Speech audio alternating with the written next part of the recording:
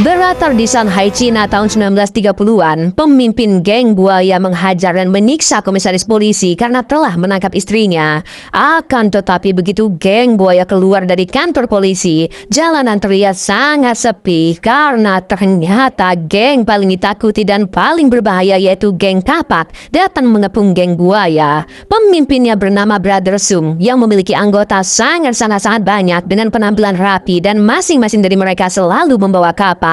Bahkan anggota geng buaya yang lain sudah bergabung dengan mereka saking ketakutannya. Gak pakai lama, 4 kerucuk-kerucuk geng buaya pun ditembak mati. Kaki pemimpinnya ditebas, lalu Sung menghabisinya dengan sangat brutal. Sedangkan istrinya langsung ditembak oleh shotgun. Dan inilah semangat kungfu. Hihi, seru banget film ini ya kan, Dir?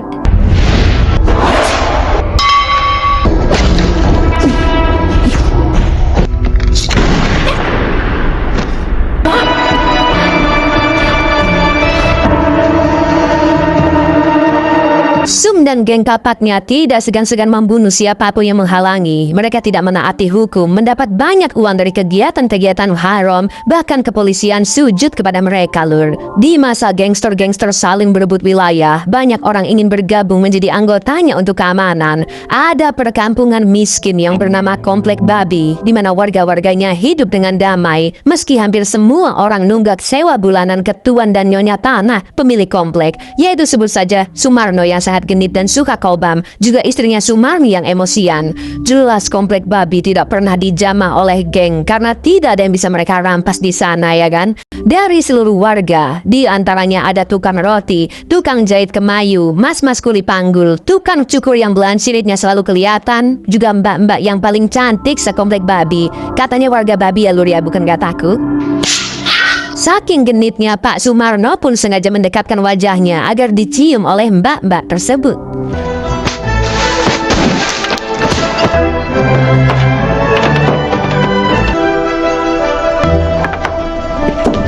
Oh, iya, Pak Sumarno, guys. Kang Cukur yang lagi mandi protes ke Bu Sumarni karena air tiba-tiba mati. Sumarni pun langsung mengultimatum seluruh warga yang banyak mau, padahal mereka belum bayar uang sewa. Suaminya juga menjadi korban keganasan Sumarni yang langsung dihajar dan dilempar keluar jendela karena terlihat bekas lipstik di pipinya. Yang ajaibnya masih hidup dong si Sumarno, lur. 我幾個月租早晨都唔叫聲，你唔使交租咧，屎忽鬼！你今日再唔交租咧，我就燒你個鋪頭！抵得你咁靚。好啦。 Sampai suatu hari, kakak beradik Sing dan Bon yang sok jagoan datang ke Komplek Babi. Namun sebenarnya mereka gelandangan yang sangat ingin bergabung menjadi anggota geng kapak, lur. Tujuan mereka ke sana untuk mencukur rambutnya Bon, dan karena nggak punya uang, mereka pun menakut-nakuti Kang Cukur sekaligus memalaknya dengan mengaku sebagai anggota geng kapak sambil memperlihatkan tato-tatuan kapak di tete gelambirnya Bon. Akan tetapi Kang Cukur tidak menunjukkan wajah ketakutan sama sekali. Dia menolak memberikan uang dan tak lama kemudian seluruh warga pun berkumpul untuk membantu Kang Cukur.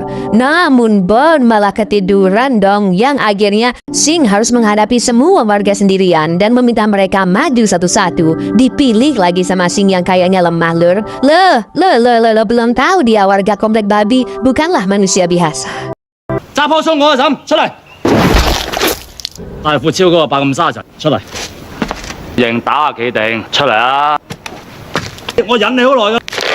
得啦，叻啦。 Sumarni yang melihat keributan itu pun datang dan langsung mengeplaki endas Sing dengan sandal jepit, yang akhirnya Sing pun sok-sokan memanggil bantuan geng kapak dengan petasan kecil. Dilalah petasan itu mengenai topi salah satu pentolan geng kapak yang kebetulan lewat di depan komplek bersama anggotanya. Sing pun mengaku sebagai anggota geng kapak dan mengatakan jika warga Komplek Babi lah yang melempar petasannya. Sontak awan hitam pun datang seiring geng kapak berjalan mendekati Sumarni. Akan tetapi Sumarni yang tidak ingin cari masalah segera kabur ke rumahnya dengan kecepatan super, dan Kang Cukur lah yang akan menghadang si pentolan geng kapak. Tapi tiba-tiba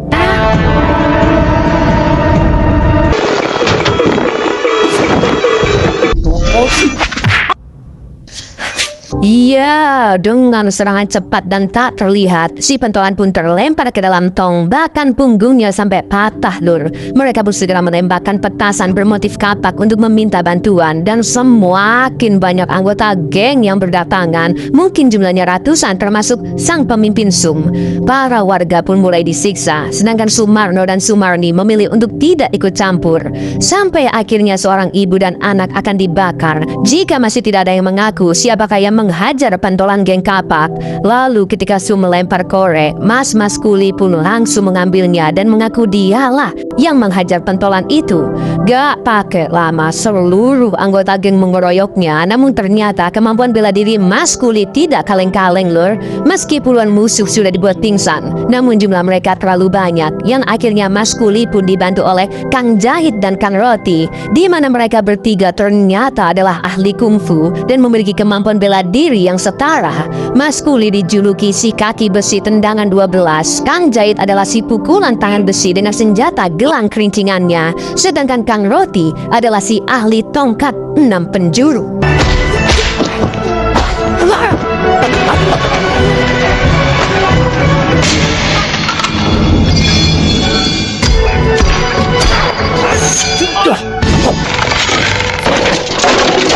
Trio pendekar komplek babi pun berhasil mengusir geng kapak, dan Sum pun sangat marah karena anggotanya dihajar habis-habisan. Sing dan Bon dijadikan sandera karena mereka ketahuan sebagai anggota geng palsu, dan karena mereka jugalah banyak anggota yang terluka ketika dieksekusi mati dengan cara dilempari kapak. Untungnya Sing mampu membuka kunci rantai mereka dengan cepat menggunakan peniti. Sing pun memohon agar mereka diizinkan masuk ke geng kapak, dan Sum memberikan syarat, yaitu membunuh orang terlebih dahulu.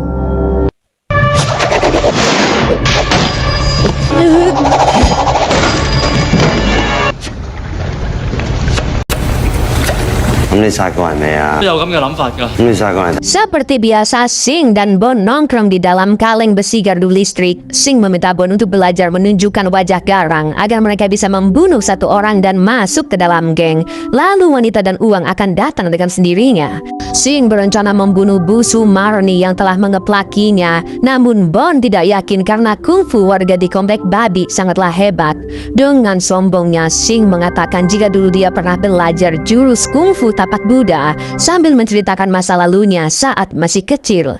Di mana suatu hari Sing didatangi oleh gelandangan yang menjual buku tutorial jurus tapak sakti Buddha. Menurut pengemis itu, Sing memiliki chi atau energi yang istimewa di dalam tubuhnya, dan jika dia bisa mengalirkannya, maka Sing akan menjadi ahli kungfu yang tidak terkalahkan dan bisa memberantas kejahatan. Sing yang termakan omongan gelandangan pun membeli buku itu dengan harga $10 sampai menghabiskan seluruh tabungannya. Lalu Sing mulai mempraktekkan jurus tapak Buddha, yang mana daun-daun di pohon bergerak, dan Sing pun berpikir, aku sudah bisa nih jurus tapak Buddha, katanya, Lur. Padahal kena angin itu, ya kan? Sing yang begitu percaya diri pun berusaha menghentikan anak-anak berandalan yang sedang menyiksa seorang gadis bisu dengan jurus tapak Buddhanya. Namun jelas dong tidak ada jurus apapun yang keluar, dan alhasil Sing pun langsung digebuki, bahkan sampai dikencingi, Lur.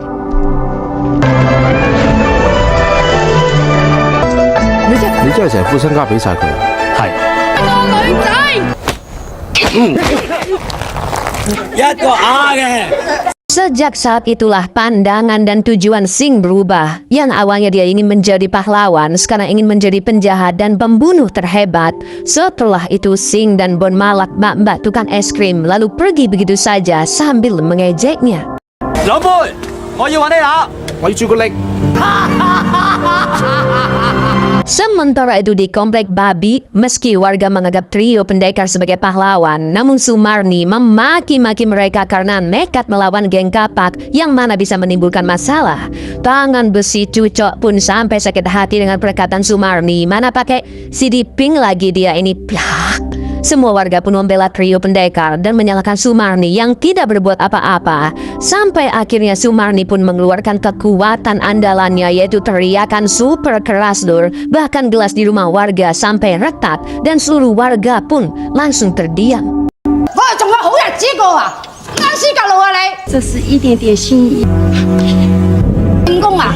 未啊！ Di saat yang sama, Sing dan Bon sedang mengintai dari dalam gang dan Sing berencana membunuh Sumarni dengan melempar pisau. Masuk kita ke scene paling tolol di film ini ya kan lur. Sing yang melempar pisau malah mental kena badannya sendiri. Apalagi Bon yang ngelempar ya kan, nancep semua itu di badannya Sing.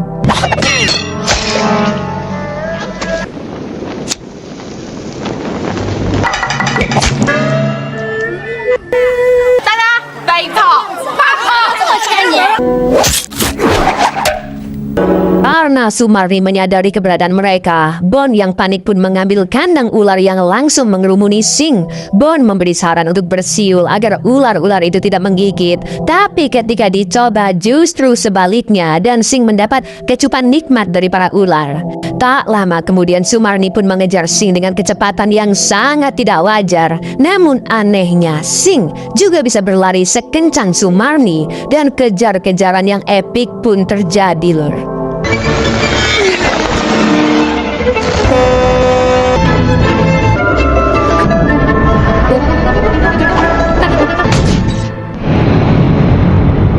Alhamdulillahnya Sing berhasil kabur, namun akibat gigitan ular, bibirnya pun sememble ini. Dan karena terasa begitu sakit, Sing sampai memukul-mukul besi gardu listrik. Tanpa dia sadari, pisau-pisau yang tertancap pun terlempar dengan sendirinya. Dan pukulan itu mampu membuat besi penyok.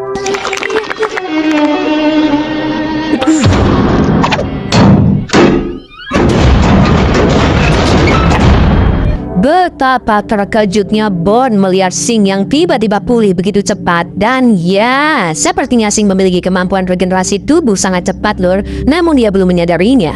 Sementara itu Sum dan penasehatnya Kai menyewa pembunuh bayaran terbaik untuk menghabisi 3 pendekar komplek babi, yaitu 2 pemusik jalanan yang salah satunya buta. Dari tampangnya kayak biasa aja mereka ini lur, tapi kemampuan bela dirinya sangatlah hebat. 2 pemusik ini mengetahui 3 pendekar tersebut yang merupakan petarung hebat, namun masa kejayaannya sudah lama berakhir dan misi ini adalah tantangan yang menarik bagi mereka. Ketika Sum dan Kai mengatakan jika mereka adalah pembunuh nomor 1, 2 pemusik ini pun menjawab bahwa pembunuh sekaligus ahli kungfu nomor 1 dan yang terbaik di dunia hanyalah pria yang dijuluki The Beast atau si buas, di mana The Beast yang terobsesi dengan kungfu menjadi gila dan rumornya sekarang dia berada di rumah sakit jiwa. 係棘手啲嘅，都是一流高手。我哋只不過係賣唱嘅啫。極殺人王，火雲邪神。 Di lain sisi, Sumarni akhirnya mengusir trio pendekar setelah berdoa kepada Buddha dan kayu yang muncul bertuliskan nasib buruk. Sebelum berpisah dan menjalani kehidupannya masing-masing, trio pendekar pun melakukan latih tanding untuk yang terakhir kali.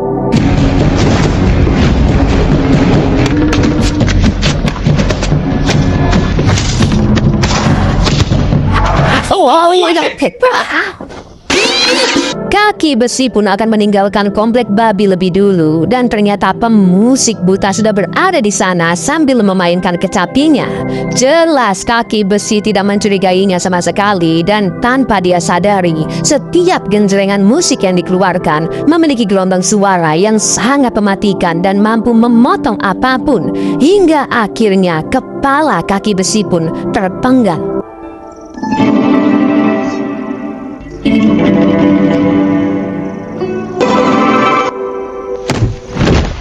Sementara pemusik yang satunya lagi datang ke toko tangan besi dan langsung menyerang dengan kuku tajamnya. Untungnya si tangan besi berhasil menghindar. Dia segera memakai gelangnya dan duel pun terjadi.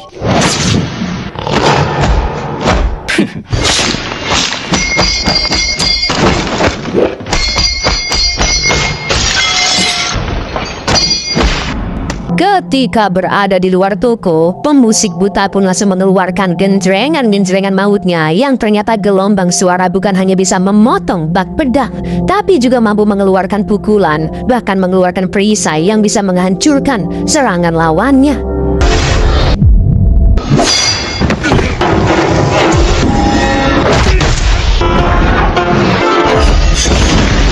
Gelang sakti tangan besi pun hancur dan dia sudah terluka sangat parah. Sedangkan warga komplek babi termasuk Sumarno dan Sumarni memilih untuk tetap berada di rumah karena tidak mau terlibat.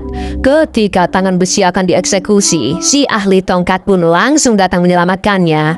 Mengetahui ahli tongkat pasti akan menyulitkan mereka, sekarang kedua pemusik memainkan kecapi bersamaan yang membuat serangan mereka semakin mematikan lur. Sambil menagis pedang-pedang yang terus berdatangan, ahli tongkat pun berusaha mendekat untuk menyerang secara langsung. Tapi yang terjadi,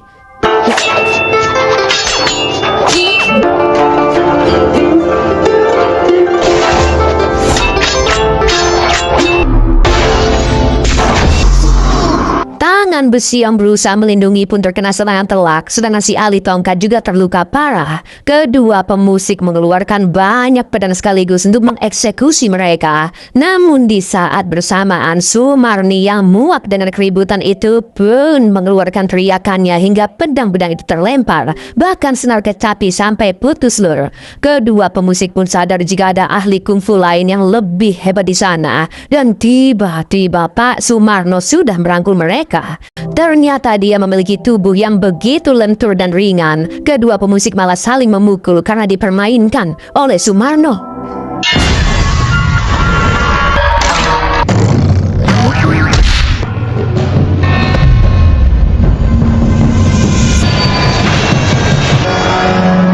Selagi Sumarno menghajar dua pemusik, Sumarni pun sangat emosi karena melihat tangan besi tewas di depan matanya. Ketika dua pemusik berhasil memasang senar barunya dan mengeluarkan jurus pamungkas yaitu puluhan prajurit tengkorak, dengan santainya sambil nyebat samsu, Sumarni pun menghadang dan mengeluarkan jurus andalannya yaitu auman singa yang menghancurkan serangan musuh, kecapi, dan kedua pemusik pun langsung babak belur. Mereka pun ketakutan dan langsung kabur karena jurus auman singa yang selama ini dianggap mitos ternyata benar-benar ada. Mamam ya kan, main-main si Anda sama makhluk terkuat di bumi ya kan.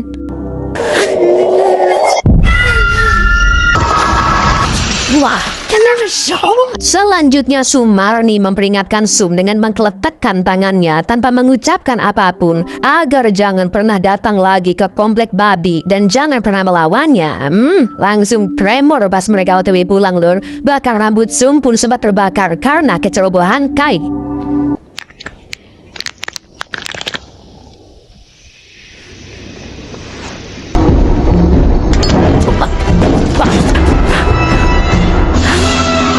Warga komplek babi pun sangat terpukul atas kematian si tangan besi dan si kaki besi. Mereka pun menyalahkan Sumarno dan Sumarni yang tidak membantu lebih awal, padahal mereka jauh lebih kuat dari trio pendekar. Sumarno dan Sumarni pun menjelaskan apa alasan mereka tidak mau bertarung lagi, yang ternyata bertahun-tahun lalu anak tunggal mereka tewas dibunuh oleh seseorang yang memiliki dendam kepada mereka. Sumarno dan Sumarni trauma, mereka bersumpah tidak akan bertarung lagi, dan hari itu mereka melanggar sumpah tersebut.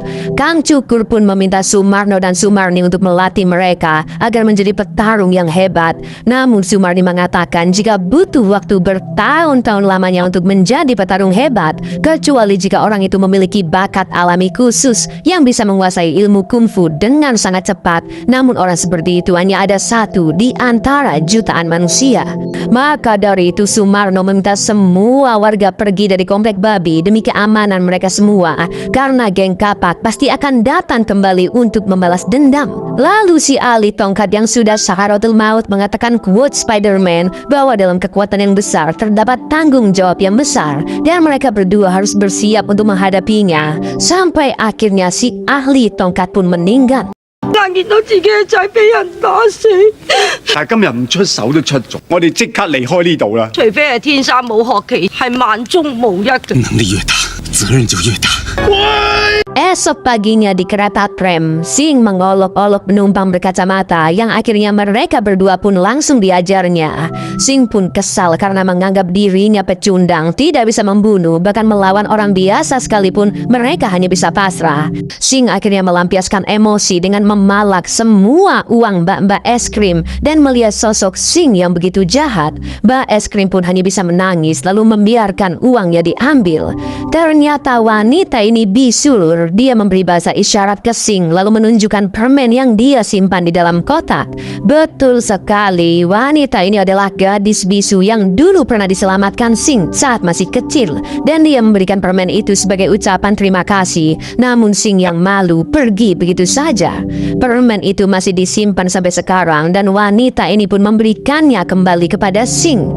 Akan tetapi Sing yang masih dikuasai emosinya langsung memukul tangan si wanita bisu hingga permennya pun hancur. Bahkan Sing juga mengusir Bon untuk menjalani hidupnya sendiri. 唔眨眼㗎，講啊！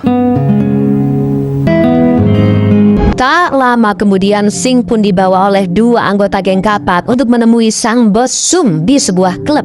Tanpa basa-basi Sing langsung diterima masuk ke geng Kapak dan diberikan uang untuk membeli pakaian rapi. Sum mengatakan jika kemampuan Sing yang membuka kunci rantai dengan cepat pasti bisa berguna dan dia pun diberi tugas pertama yaitu membawa kabur The Beast. Ternyata The Beast bukan berada di rumah sakit jiwa melainkan di sebuah fasilitas penyelidikan manusia abnormal. Bahkan tempat itu sampai dijaga oleh tentara saking berbahayanya orang-orang di dalam sana lur. Penasehat Kai pun memberikan peta dan memberitahu lokasi sel The Beast.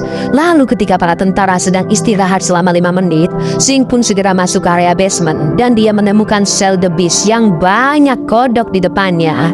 Tiba-tiba muncul darah yang meluber dari dalam sel, namun itu hanyalah halusinasi Sing yang ketakutan. Sampai akhirnya dia berhasil membuka pintu sel dengan penitinya. Dan tada, The Beast adalah bapak-bapakku tangan pakai sendal, tidak ada tampang-tampang pembunuh dan jatuhnya lebih mirip bapak-bapak main gaplek lur, tahu kan?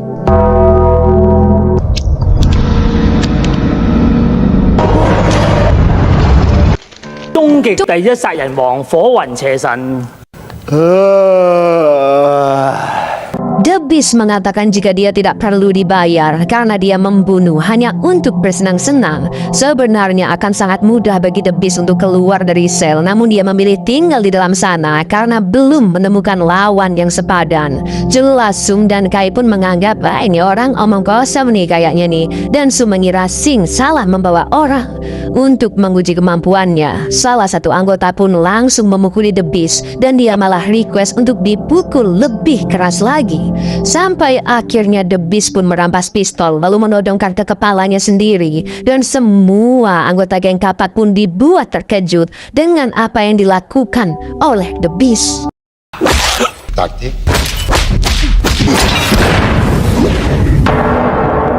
Ya, The Beast menangkap peluru dengan sangat cepat, hanya menggunakan kedua jarinya saja, yang akhirnya seluruh geng Kapak pun memberikan hormat kepadanya.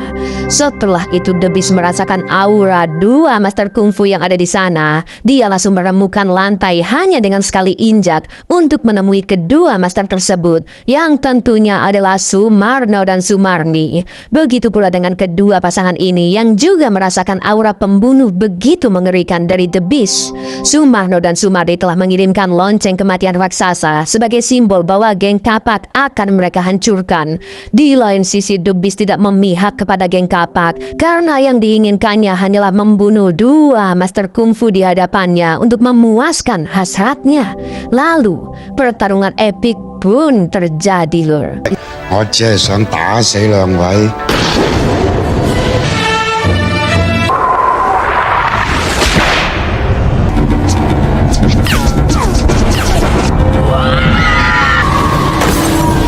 Mereka berdua kewalahan melawan The Beast yang bukan hanya cepat tapi kekuatannya sangat mengerikan. Bahkan auman singa Sumarni tidak mampu melukainya. The Beast terus menghajar mereka sampai akhirnya Sumarni pun akan menggunakan lonceng kematian untuk menambah berkali-kali lipat kekuatan auman singanya. Karena gelombang teriakannya lebih terfokus, yang tentunya daya penghancur akan jauh lebih besar. Dan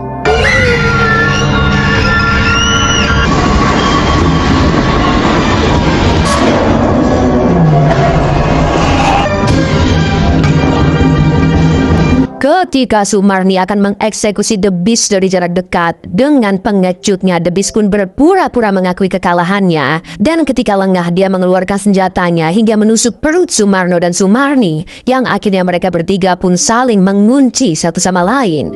Sum pun langsung memerintahkan Sing untuk membantu The Beast dengan memukul Sumarno dan Sumarni menggunakan balok.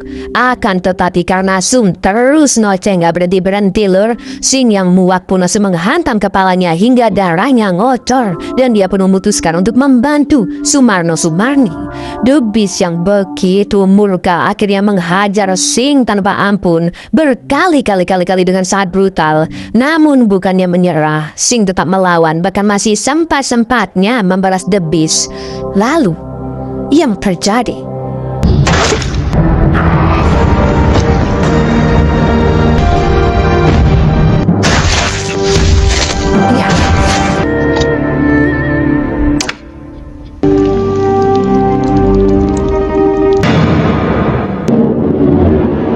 Sumarno dan Sumarni berhasil menyelamatkan Sing yang sudah terluka sangat parah.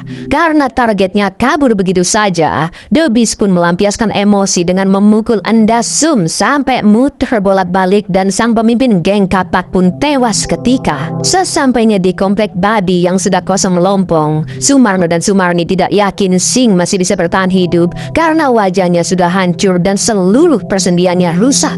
Dalam kondisi sekarat, Sing sempat menggambar permen dengan darahnya karena dia teringat dengan si gadis bisu. Sumarno dan Sumarni pun akhirnya mengobati Sing semampunya dengan racikan ramuan Cina khusus yang hanya bisa membantu setengah pengobatan saja.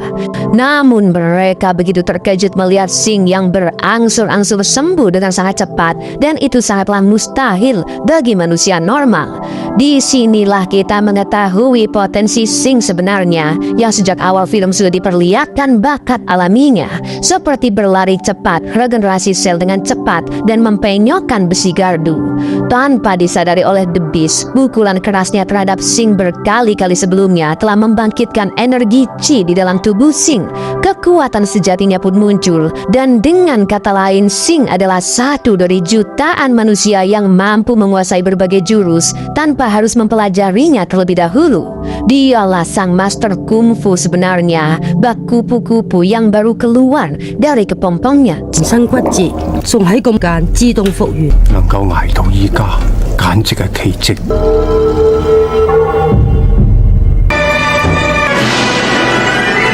除非佢係。 The Beast beserta ratusan anggota geng kapak telah sampai di komplek babi, dan The Beast menyadari ada aura yang luar biasa di sana. Sementara itu, Sing yang sudah pulih mengobati Sumarno dan Sumarni lalu mempersilahkan mereka untuk beristirahat karena Sing akan menghadapi seluruh anggota geng kapak sendirian, yang tentunya bukan masalah besar lagi baginya. Kini refleksnya begitu cepat, kekuatannya tidak masuk akal, instingnya sangat luas dan tajam, mampu membaca pergerakan musuh, dan saat terkepung, Sing pun mengeluarkan jurus Pramuk Sikil.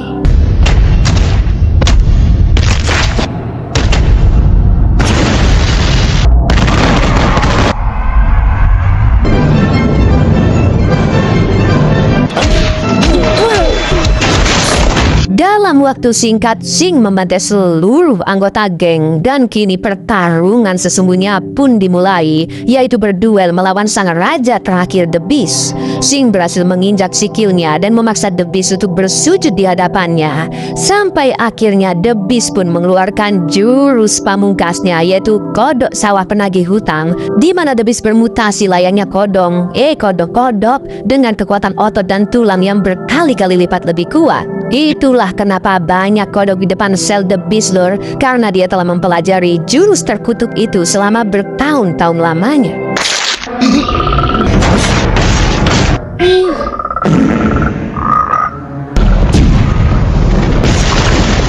Sing mulai kewalahan melawan jurus sundulan kodok The Beast, hingga akhirnya dia pun terlempar jauh ke atas langit. Namun di atas sana, Sing mendapatkan puncak kekuatannya secara alami yang saat masih kecil pernah dia pelajari, yaitu jurus tapak sakti Buddha. Melihat itu, Sumarno dan Sumarni pun sangat terkejut karena jurus itu sudah dianggap musnah. Dengan kecepatan tinggi, Sing menukik tajam sampai mengeluarkan api di seluruh tubuhnya. Bahkan The Beast tidak bisa bergerak karena tekanan aura yang begitu besar. Sampai akhirnya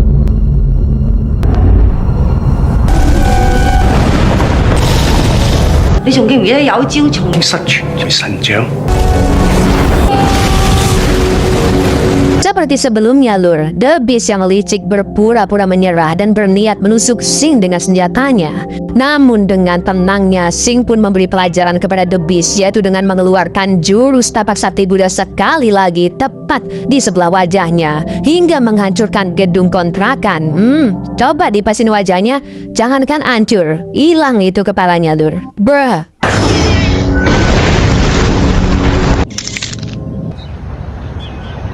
The Beast pun bertanya apa nama jurus itu, dan dengan bijaknya Sing menjawab, "Jika kau mau, aku bisa mengajarimu."